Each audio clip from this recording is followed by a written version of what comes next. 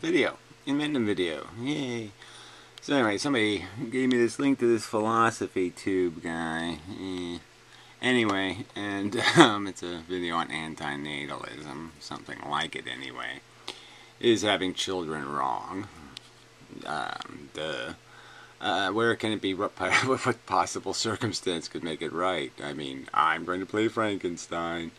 Yes. Will it be a little axe murderer? Will it die? Will it, will it be deluded? Will it be like the kid in the retarded image? If you argue on the internet, you're retarded. No, if you think you're winning at life, you're retarded. Donald Trump. And such. I mean, even with billions. They still can't play a decent game. They still poo in their pants. So, yeah. So, there's all kinds of shits coming your way, fellow. I mean, just letting you know.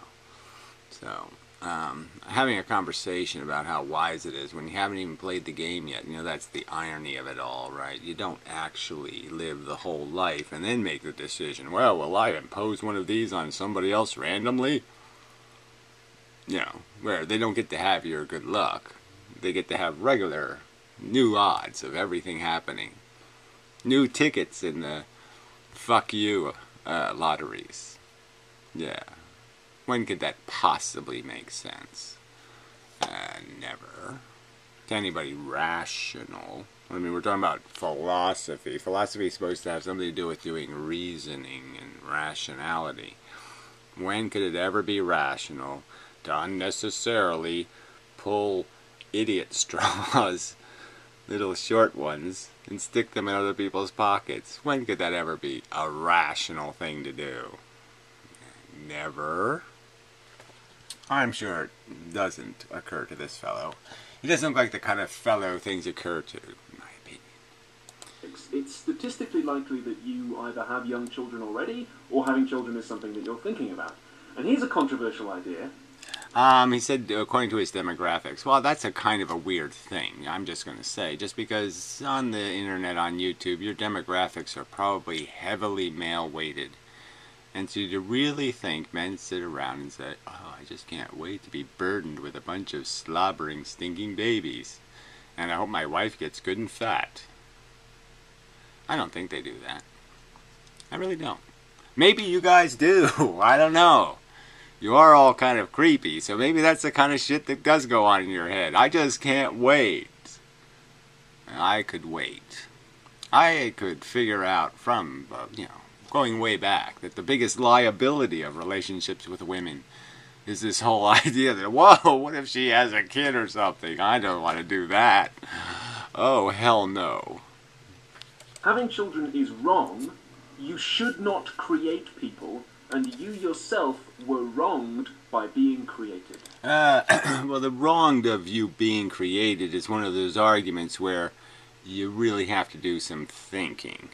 Because if you're just going to pretend that people aren't completely deluded by optimism bias, you have to kind of even know what optimism bias is, and that even the most pessimistic people are guilty of it. I mean, just, give even the most cynical, anti-life monster, a boner.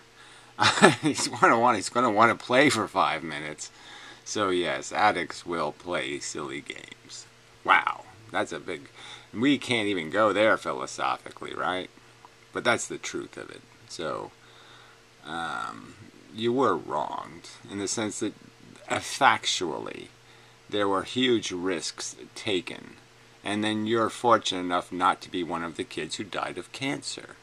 So yeah, you didn't die in St. Jude Hospital. So, from your perspective, I wasn't wronged, but you were entered in the lottery. That was the lottery you were entered in. And being entered into a really crappy lottery without your consent is being wronged. Now, if you can't philosophically understand how that's called wrong, I don't think you're very philosophical, in all truth. I don't think you know what philosophy is supposed to be doing. It's supposed to be describing the truth. And the truth is, it's wrong, okay, to enter people without their consent in lotteries that might get them horribly tortured. Yeah, that's wrong. Discuss. First of all, though, it's important that we realize the question, were you wronged in being created, is not related to the question, are you glad to be alive? Well, I suppose they're not. I mean, you just ought to just say, are you glad to be alive? It's a silly question. Of no value, because I can just say, you're a deluded fucktard. I mean, it just doesn't, it doesn't, it doesn't demonstrate anything with any kind of sequence of axioms and premises and then draw conclusions. It just has to do with some idiot saying something like, oh, you damn right I am. Yeah, damn right you're an idiot. You know. I hope you are glad to be alive, but it could... Well, hoping things really isn't very useful philosophically either. We can sort of prove that hope can't move even the mountains of flea dew on a dog. It can't move mountains of bacteria ooze. It can't move... I could go through, quantum mountains of photonic spazerosity. It can't even move those mountains. Hope is really useless. Still be the case that your parents wronged you by making you.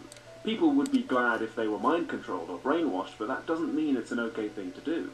There you go. Okay, good. You got that one right. Bing, bing, bing, bing, bing. Second, we're talking here about whether it's good for you to have been created, and whether it's good for your possible children to be created. It's probably very good for all of us that you were created, because you're so lovely and special and such a light in the world. Yes, exactly. Yeah. So far he's doing wonderfully, but I know it's all going to crash and burn. But anyway, yes, it's really silly to talk from your winner's perspective about how great the game is, and not recognize that, yes, you have the gold medal, and all the other people have broken legs and dislocated hips and, alcoholism and a sense of insufficiency for the rest of their lives. Your defeated will go home and cry a lot, and that's not good. World, but that doesn't mean it was good for you. We're talking here only about the value to the person being created. I don't even know what that means, but I don't think that's what we're doing. We're talking about what is the actual cost or implications of the action. And the actual cost is a perpetuation of a biosphere and a whole mechanism and industry and capitalism and everything it takes to make your life something you might say, I want to live. And that's it. So you have to account for all of it. You can't just say, well, let's just talk about this individual's life and say whether living is right or wrong. That would be retarded. You don't pick out one human being from the planet and put him over here and say, now, is living right or wrong? No, you don't do that. Philosopher David Benatar says that being created is a harm. It's a bad thing because of what he calls the asymmetry between pain and pleasure. The absence of pain is good. An empty room in which nobody is suffering, well, that's a good thing. But the absence of pleasure is only bad if there is someone who exists who is missing out. Well, again, what he should say, or what you should say, is that it can't be bad. It's that simple. It can't possibly be turned into some sort of trauma or torment or a negative thing. It can only be the absence of a good, which isn't the same, and that's the asymmetry. Bad is bad, always. Good is good, only conditionally. And that's the asymmetry, in my opinion. It's just that the two things don't have the same mechanism of creation. It is, in fact, the eradication of bad that is good, mostly. Mostly. And I mean by mostly, fucking entirely. An empty room in which nobody is experiencing pleasure, well, who cares? Missing out... Well, yes, like Mars. The absent Martians, let's just start. This is my way of metaphoring, so you can have your metaphor, I'll have my metaphor.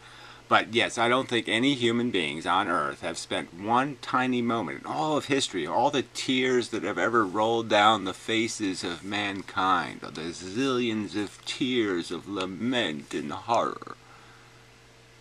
Not one tear has rolled down the cheek for the non-existent, totally exterminated Martians. Oh my God, there's no living Martians experiencing all this fun. No, that's never happened here on Earth. And the reason why it's never happened is because the notion that this lack of drama on Mars is a horror is idiotic. On pleasure is only bad insofar as it produces actual pain. Non-existence is good from the point of view of potential people who would otherwise have suffered, but no, it's good in terms of the fact that it eradicates all of the torture. All of it is eradicated, eliminated, prevented. It's the super coolest penicillin ever. You just take it and every single bad thing goes away. It's just so cool. Yeah. And what do you lose? The notion that we are doing something that could possibly be called good. Because we're not. We make a mess and we clean up half of it. That's the asymmetry, okay? Make a mess, clean up half of it, and call yourself a hero. It's like sticking the knife in the guy, and then you say, well, I'll do surgery and repair half of the damage. Well, gee, thanks. Not. Nobody laments the non-existence of all the people who could be here experiencing pleasure with us. The asymmetry between... Well, unless it's the guy who figures, well, I need more hot women to exploit and fuck. You know, there's probably somebody who's lamenting the fact that there aren't enough, whatever, teen idols. Pain and pleasure, Benatar says, explains why we generally think it would be wrong to create someone if they're only going to suffer, but at the same time we don't feel like we're obliged to create new people so that they can experience pleasure. That's because, Benatar says, from the point of view of non-existence, avoiding suffering is what matters. Kind of wordy there. Yeah, I don't know if we do any of this thinking thing. So this whole implication that people who have kids think about any of this crap is sort of the fraud, right? So let's not pretend that people having children are responsible or decent in the sense that they don't even give it a fucking thought. They don't think about their kid dying. They don't think about that inevitable process, how will my child die? They don't do any of this shit. And let alone think about all the possible fucking bear traps that that kid is going to possibly fall into that are going to be quite horrible. And all the things that they wouldn't want to happen to themselves even. They don't think about any of this crap. All they think about is how, well, I'm going to walk down the street and everybody's going to think how cool I am because I got a stinky, lousy, rotten, smelly kid tied to me. I don't know how that ever became cool. I guess it's just how propaganda works, right? If you got enough morons and they all do something really stupid, they'll make it all sound like, well, let's all wear Nazi symbols and let's incarcerate Jews and whip them. And somehow it gets all popular because everybody's doing it. But it's only because everybody's doing it, because everybody's a fucktard. Yeah, that would be the right philosophical answer.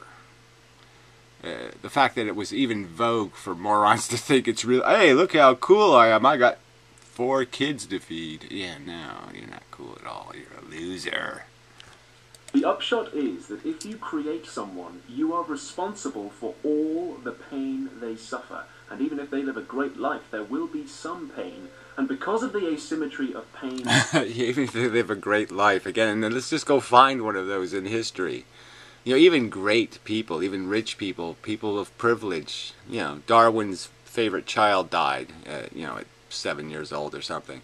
Yeah, you know, John Quincy Adams, or whatever her name was. Anyway, I mean, horrible things. You know, breast cancer surgery with no anesthesia, all kinds of just horrible, disgusting things. And these are the privileged people.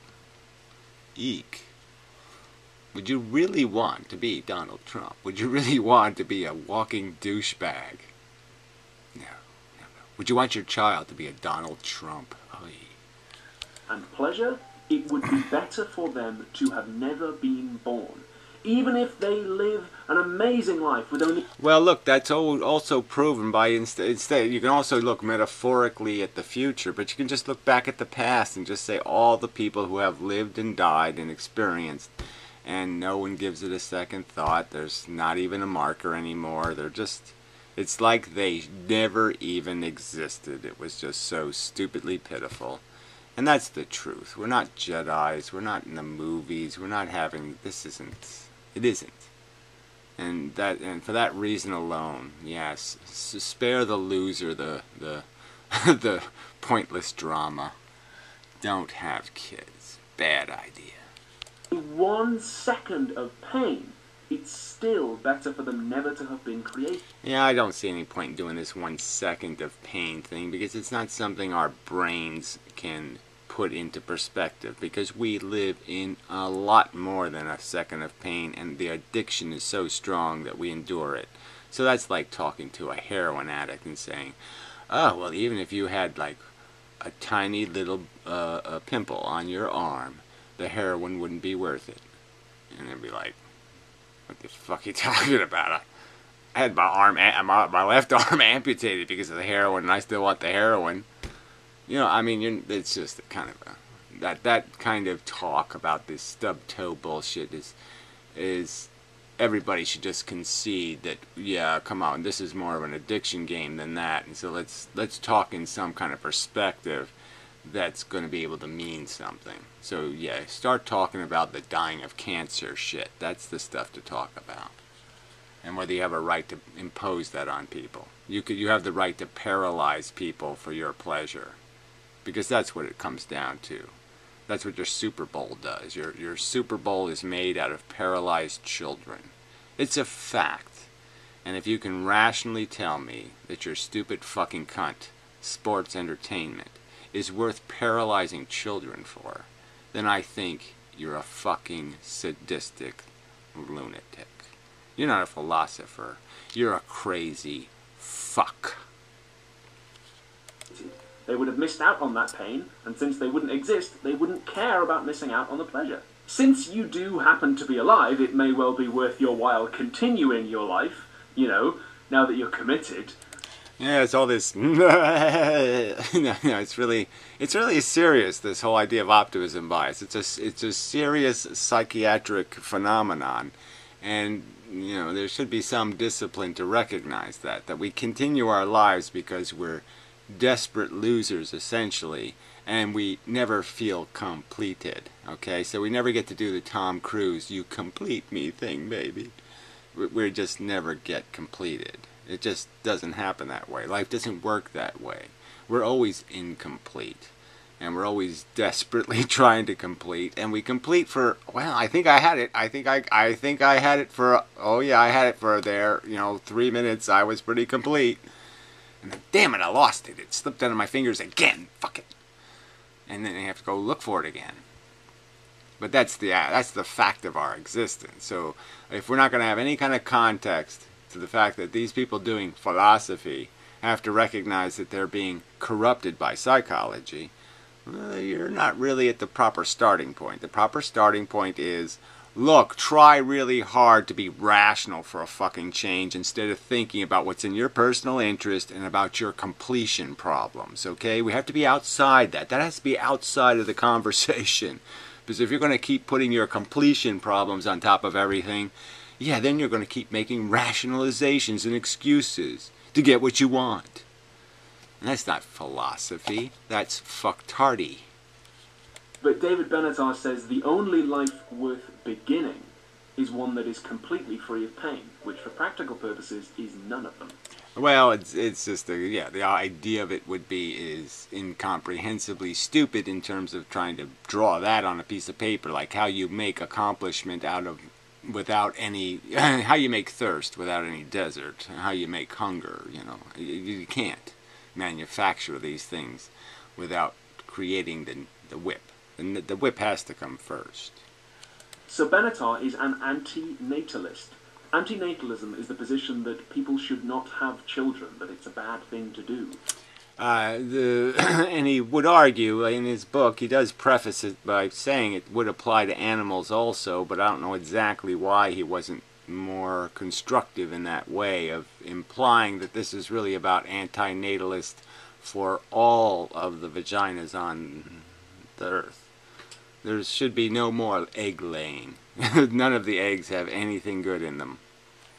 You could be antinatalist for all kinds of reasons, environmental reasons, maybe, but in Benatar's case, he's one because he believes that having children actually harms them. He calls it procreational Russian roulette with a fully loaded gun.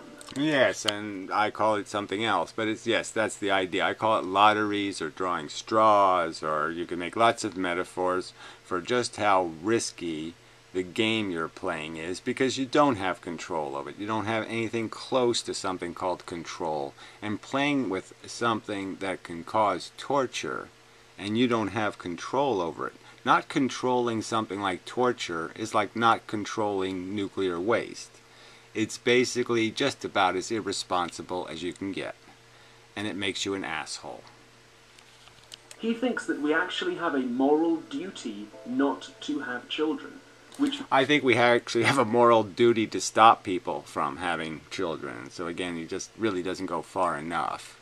Accomplishing being a non-rapist is not good enough. You actually have to be against rape, and you actually have to vote for policies to prevent people from raping. Yeah. If you really want to be a human being. Means that nobody can have any reproductive rights. Remember the video I did on human rights a while ago? You can't have a moral right to do something that you have a moral duty not to do. You could... Well, I don't even know what that means. Moral duty. I mean, that's just the wrong kind of language. It's always ethics. Morality is something God's fart. It's not have anything to do with reason. Still adopt children who are currently alive, and Benatar doesn't think this necessarily means we need to have forced sterilization, but obviously, if this became a generally adopted viewpoint, society would change hugely. It might also have profound theological implications. If you're... Well, frankly, there should have been profound theological implications long ago. Look how small Adam's wiener is. I mean, it's just like, holy shit. Fuck the whole Apple drama. The real drama is, I got no penis. Fuck. I'm Adam, I got no penis. If you're a believer, and Benatar is right, then if God created humanity, that was a serious moral crime on God. Oh, well look, what moral crimes on God's part is a joke. He fucking decided to punish the children of Eve forever for her sins. Pain in childbirth and the curse... of her curse. Forever. Fuck God, he's a retard. But if you're very clever, you might have spotted something odd about Benatar's argument. Feminist and applied ethical philosopher Christine Overall challenges the asymmetry of pain and pleasure. Oh, and I'm sure Benatar re-challenged her to grow up, bitch. I mean, I'm sure her argument is silly and vacuous and mushy and emotional. And just a piece of fucking steaming shit. And yet you had to mention it as if she accomplished something. And we know she didn't accomplish shit. We know she's just talking shit. Little emotional rubbish and calling it philosophy. So way to go, Philosophy Tube. You know, it's like the Science Channel doing the pseudoscience. It's just, you know, you're insulting the subject. Well, your icon is sort of an insult too. It's like, what the fuck is that? It's like nursery school. Jesus, it's a flashcard or something. She asks, is it really good that no one is suffering from the point of view of potential people? Potential people don't exist. They have no point of view. To be potentially existing is the same as not existing. Look, but it's relevant, okay? If something is a potential consequence of something, you must account for it, okay? It itself doesn't have to be considered a thing until it does exist, but the fact that it may exist does have relevance. So, I mean, it's like saying, again, nuclear power plants have the potential to melt down. That has to be understood when you're making one. So, I mean, the idea that people will exist in the future, it's a fact. Now, the fact that you can't hurt them now because they don't exist is also a fact. So, there's nothing I can do physically to the non-existent.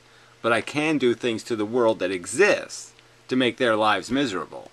That's a fact. But clearly not allowing them to exist taking away their potential existence isn't harming them in any way. Just like it wouldn't harm a nuclear power plant to be incapable of melting down. To make nuclear power plants incapable of melting down wouldn't be a bad thing. Taking away that potential can't be a bad thing. Existing. If avoiding suffering is good, it must be good from the point of view of people who already exist. So when Benatar says that non-existence... Well, again, the point of view of people who already exist, you have to include the people you are certain are probably going to exist also. So the ones that aren't just some vague notion of a possibility, the ones that you know are inevitably going to exist tomorrow because there's no mechanism to stop it, well, those people you also have to include. Their welfare is included. If we shit in their living room today, the shit's still going to be in their living room when they're born. So it's just silly to say, I can shit on them, and because they're only potential people, it's not going to land on their head. No, it's still landing on their head. Is good from the point of view of potential people who would otherwise have suffered. It's a cheat. There is no such point of view. Potential. Well, again, now you're just convoluting the argument, because yes, it would be entirely stupid to talk about the point of view of the person you dressed in a Superman costume for Halloween, then talk about, well, I dressed him in Bozo the Clown, or I dressed, and go through the 9 million permutations and say that somehow is a useful thing to be doing. It's not philosophically useful. What's to be understood is that there is a fundamental relationship between the present and the future, and that if a future is going to be, you have to have accounted for it in the sense that you didn't do anything catastrophic to its interests. Now, people don't exist to have a point of view. If the question is, are you worse off having been created, then we need to ask, worse off than what? well, again, I wouldn't bother with such a silly question, because it's just a subjective mush. It's how do we know they have any capacity to understand whether they have won or lost? They are retarded by definition, frankly. Humans aren't capable of answering subjective questions with any kind of reason. Words like better and worse are comparative. They require us to have two states that we can compare. But non-existence is not a state that anyone can be in. It doesn't matter. It is one with which you can compare to, in the sense that you can understand that it has no negative component. There's no rational reason to think you're tormented in non-existence. No reasonable theory of torture. So you can know what the state is. And you can also understand that every night I go to sleep, I'm essentially disconnected from having a life. And clearly, a dreamless sleep. Clearly, I don't have any impression that I'm harmed by that. So doing that for 1,000,000 years wouldn't hurt. Doing that for 10 million years wouldn't hurt. See, I can just keep lengthening how long I'm asleep until I get to infinity, and even that makes sense. In the scenario in which you were not born, it can't be the case that you would have been better off, because you wouldn't have been anything, never mind better off. That doesn't... Well, again, it's silly, I think, not to recognize that if you are, through the prevention of your existence, an individual isn't set on fire and burned to death, that is in fact a productive thing, that you did prevent a harm. And let's say you're somebody like, whatever, Smallpox Mary or something. You're some kind of instrument of great doom in the universe. It wouldn't hurt that you are prevented in the sense that something very constructive happens through that process of prevention. Great diseases never manifest or something. So it's just not sensible not to recognize that not only can you assess the fact that you're not going to have to go through your personal dying process, but you could go through effects on society and benefits that are real, in terms of the fact that you prevented a reality that would have been. And would have been is always an important juxtaposition. Though, that having children is definitely an okay thing to do. In fact, in her book, Why Have Children, overall argues that it's actually a very serious moral decision that we all need to be thinking more about. I really do recommend that book. We've talked about it once before on the channel when I did a video. Yeah, I don't know. You know, I really think it can't be that serious a book. This somehow we're entitled to this selfish indulgence of playing this ego, racist, nepotistic, my kids are better than your kids thing, that there's some sort of, there's some element of any positive psychology in this. And even the woman who feels some sort of biological clock need to take care of something, she's just being a slave to her frickin' emotional design. And it is a slavery. It's a stepping backward and saying, oh, this is all you're good for. You're a vagina, you fart out the babies, you take care of them, and you die. You're just reverting to such a lower form of life that how could anybody be enthusiastic about life existing at all if that's all it's going to be? Egg-laying, butt-licking, servants to a silly notion of accomplishment. Video on fathers' rights and child support, and I still get angry commenters under that one. Thinking philosophically about having children prompts us to remember just what a serious decision it is, and how important all the rights and duties and responsibilities that come with it are. It also prompts us to think more. Well, this whole "it prompts us" thing, I really hate that kind of crap, because I don't think it does any of this shit for you fuckers. Again, I think you're so caught up in your own vogue egos that if it is to your personal interest in some way, if you can make $5 on the deal, you'll take the chance with somebody else's welfare. You'll put them in jeopardy for your $5 fucking bucks, because you're ethical monsters. Generally about what a good human life is for everyone. At patreon.com/philosophytube, you can help me give away free education on YouTube. If that's something you could do, please do feel free to. Free education? Is that what that was? Holy shit. Chuck me a couple of bucks, I could really use it. And as always, please don't forget to subscribe. Well, I just can't subscribe to this blue color and this. Yuck. Yeah, I can't do any of that. She wants to keep the baby. Oh, fuck. Some people, we should let them in the welfare office and never let them out again. It should be a trap door. Whoosh. Yeah. You're going to China, bitch. But see, you never really get to China because the gravity, runs out. And you just keep going up and down, up and down, up and down. Then you finally settle in the middle of the earth. So I think that's a wonderful place to hide all the problems. Yeah, trapdoors. We got to work on that one. We need a, whole trapdoor, kind of big dam project. Some sort of Rooseveltian trapdoor project. So anyway, what'd they call that thing when they made the bomb? Yeah, we need one of those projects for it. Alright, I think I've done my job here once again.